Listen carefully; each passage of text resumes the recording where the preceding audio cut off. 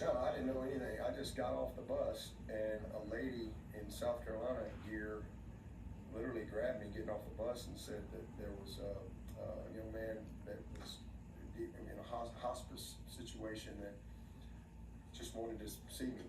And so I just, I was so just moved and stunned by, that time I had. I mean, I literally, I had no idea what I was walking over to. And as it turns out, I actually met him, probably, it was back when Sammy Watkins was here. I think he came to a practice, and it was, maybe back in 13 or something. It was in that time. And his mom and dad, his sisters were there. And so, I mean, I just remember, I put my briefcase down and just was like, because I was not expecting that at all. And I was just so moved by this young person. He's completely bundled up in a wheelchair with oxygen. And he was just so excited, and it was a blessing to me to have that moment. And it was such perspective to me as I'm walking into, a ball game, and I mean, here's this kid just fighting for his life, and he's in a wheelchair and he's bundled up, and there's his family, and they're just enjoying this moment and seeing him smile because he's getting to meet the coach at Clemson. I mean, it was a lot of perspective for me, and it was such a blessing. That's why it was on my mind after the game. I just, and he's just go Tigers, and I'm all in. And I actually, the crazy thing is I always carry a cross in my pocket, and I had a cross. I gave him a cross, and just handed it to him, and then I went on about my business, went to the locker room, and on we went.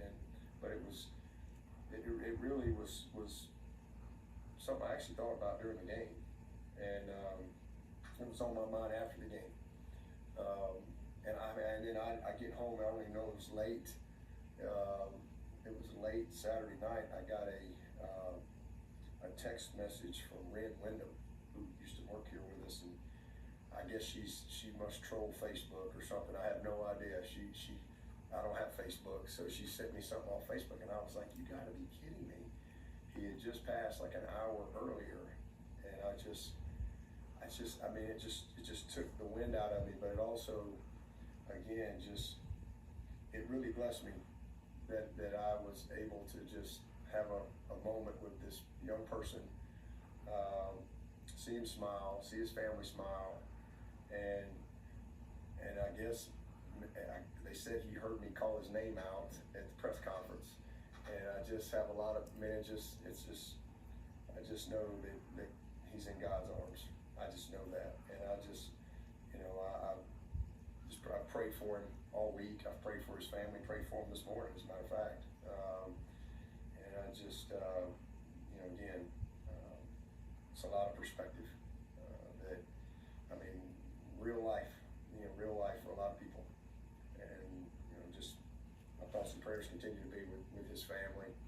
And I know he's at peace, and he's in God's arms, and I know God ordained that moment of joy for him before he brought him home. So, yeah, special. Appreciate you asking about that.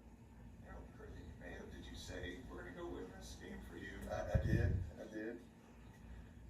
I'm glad it worked out. I'm glad it worked out. I think we saw the video of the press conferences, and now famous. Is that right? Wow. It's amazing. I mean, I couldn't believe it. And Kath didn't know anything about it because she doesn't get off the bus, and she didn't even know what I was talking about. And I was in the press conference, she heard me talking about it, and then I was telling her, and then literally that night I get that text from Ren, and I was just like, "You gotta be kidding me!" I mean, I knew he was not in a great spot, but I had no idea that God was going to call him home that night. I don't know if you already had that perspective, just of that being a coach and being someone these people look up to a little bit, that you were able to give them that moment. I understand deeply, the role I'm in, and try to do the very best that I can in the role. First of all, I just try to glorify God in how I live my life and what I do. That's ultimately what is my purpose in life. Like, that's what matters the most to me. But I'm so far from perfect, but I also know that, you know, that's a part of my responsibility, you know, and it's a blessing to me to be able to, for somebody to smile. I mean, I get, unfortunately, fortunately and unfortunately, fortunately because I'm in a position like this, but unfortunately I get thousands of messages. You know, we make videos, but that's why I always try to do that. And you know, sometimes it's a burden. I don't want to say a burden, but it's hard because, you know, you're dealing with just really tragic situations. But it also does give me great perspective as I live my life, and just every day I wake up, man, I'm just thankful. I'm thankful that the good Lord's given me another day.